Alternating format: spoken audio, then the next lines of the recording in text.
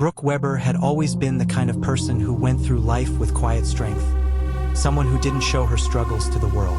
But one fateful evening, everything changed. Brook found herself face to face with a killer who thought he'd gotten away with it all. A man who believed his crime was perfectly executed. But what he didn't know, Brook Weber, his victim, was still alive.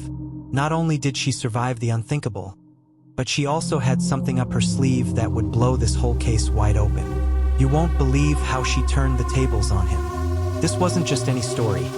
This is a fight for survival, a twisted game of cat and mouse, and a killer who had no idea his world was about to come crashing down. Stick around, because what happens next is not only shocking, it's a reminder that sometimes the truth has a way of escaping when you least expect it. Brook Weber was 28 years old when her life took a devastating turn. She was a woman full of promise, ambitious, intelligent, and loved by those around her. She lived in a quiet suburban town where she worked as a freelance graphic designer.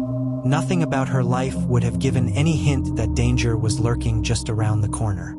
Her killer, Jason Daniels, had been part of her life for a while. He was someone she had trusted, her boyfriend. At least that's what she thought. Jason had always been charming, an easy man to get along with, and for months he seemed to be the perfect partner. But deep inside, Brook felt there was something off about him. He was possessive, and every now and then, there would be strange outbursts. He had a temper, though she dismissed it as isolated incidents. But that night, everything would come to a head. Brook had no idea that her relationship with Jason was about to spiral into something far darker than she could have imagined. And she definitely didn't know that it would end with her fighting for her life. Brook and Jason had been dating for nearly a year, and at first, things seemed fine. But recently, Jason had become distant. He would disappear for hours, sometimes days, leaving Brook confused and questioning their relationship. When he returned, he'd always have an excuse, something to explain his absence. She'd never fully questioned him before, until that night. It was a Thursday evening when Brook felt the weight of something brewing in the air.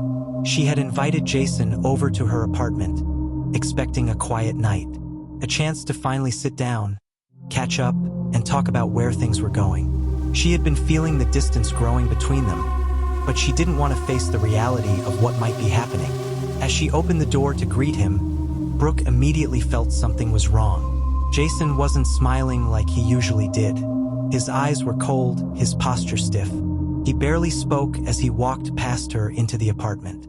The atmosphere between them was thick, tense. Brook couldn't put her finger on it, but she knew something was off. Jason didn't waste time. "We need to talk," he said, his voice low and serious. Brook felt a knot form in her stomach. It was like she could already sense where this was headed. Her heart began to race as Jason continued, accusing her of being distant, of not understanding him. For a moment, Brook thought he might be joking, but the accusation was clear. He was blaming her for everything. His frustration and anger were bubbling to the surface, and the more she tried to explain, the more agitated he became. "You're always busy with your friends, always out. You don't care about me anymore." Jason spat, his face red with anger. "I know what's been going on. You've been seeing someone else, haven't you?" Brook shook her head in disbelief. "What are you talking about?" "Jason, you're imagining things." But Jason wasn't hearing her. He continued ranting, his voice rising, blaming her for things she hadn't done. And that's when it happened. Without warning, Jason lunged at her, grabbing her by the shoulders and slamming her into the wall. Brook cried out in shock, the force of the blow stunning her. She struggled to break free, but Jason's grip was too strong. He pushed her down onto the floor, his hands tightening around her neck.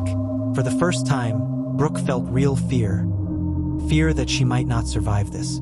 "I warned you," Jason hissed, his voice filled with venom. "You're not leaving me."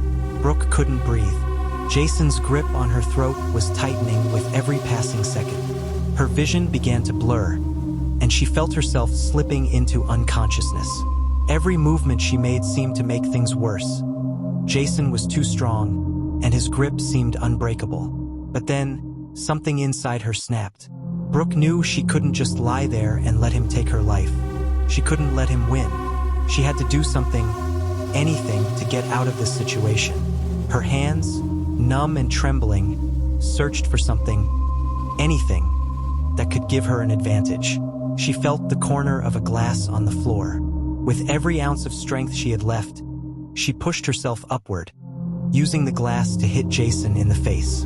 It was enough to make him flinch and loosen his grip, just for a moment. That one moment was all she needed. Brooke pushed herself away from Jason, scrambling to her feet. Her heart pounded in her chest as she turned and sprinted for the door. But Jason wasn't done. He recovered quickly and lunged at her, grabbing her arm. "You're not going anywhere," he growled. Brooke fought back with everything she had. She kicked, she twisted, she broke free from his grip and finally ran out the door, stumbling into the street. She had no time to look back, no time to second-guess herself.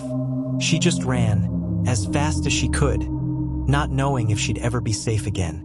Brooke didn't stop running. Her legs burned with exhaustion, but she pushed herself harder, faster. She ran for what felt like miles, not stopping for anything. The adrenaline in her veins was the only thing keeping her going. She didn't have a clear destination, just a desperate need to get away from Jason, from the man who had nearly taken her life. Eventually, she reached a neighbor's house, a woman named Carol. Brooke banged on the door, gasping for air. Carol opened the door in surprise, taking one look at Brooke's disheveled, terrified appearance before immediately calling the police. Brooke collapsed on the doorstep, unable to stand anymore. She tried to catch her breath as she gave the dispatcher a brief description of what had happened. The police arrived quickly, and Brooke was rushed to the hospital, where she was treated for the physical injuries Jason had inflicted on her. Meanwhile, Jason thought it was all over. He believed Brooke was dead. He didn't realize that she was alive and had already gotten help. In fact, the last thing Jason expected was for Brooke to survive, to escape from the grip of death. Jason sat in his apartment trying to process what had just happened. He had done everything right. There was no way anyone could trace this back to him. He had cleaned up all the evidence. The apartment was spotless, his fingerprints nowhere to be found. As he waited for the inevitable police knock on his door, he felt confident. No one could link him to the crime. No one would even know that Brooke was still alive. The police had no leads. They couldn't find her body, and the absence of a body made it impossible for them to prove she was dead. Jason thought he had outsmarted everyone, thought he had gotten away with murder. But what Jason didn't realize was that the evidence against him wasn't just physical. It was Brooke's story, and she had a lot to say. The investigation slowly began to take shape. The police started searching the area for any clues, and while the crime scene was cleaned up, there were still traces left behind. Jason hadn't been careful enough. When the police finally found Brooke's whereabouts and began piecing together what had happened, the full scale of Jason's mistake became apparent. Brooke's injuries were consistent with her story. She had no history of violent encounters, and her description of the events matched evidence found at the scene. Brooke bravely spoke to the detectives. With every word she spoke, Jason's lies started to unravel. She recounted the details of her escape, describing the pain, the fear, but most importantly, the fight she had put up to survive. Her resilience was undeniable, and it became clear that Jason had not only underestimated her, but had also failed to cover his tracks as carefully as he thought. Jason, meanwhile, sat in a holding cell, completely unaware of how close the police were to uncovering the truth.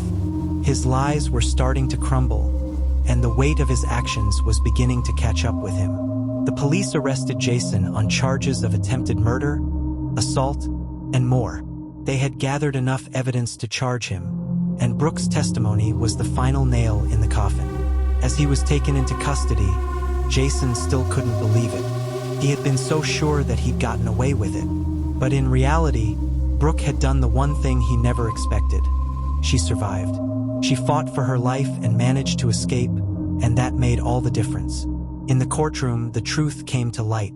Jason was convicted, and the justice system worked in favor of the victim.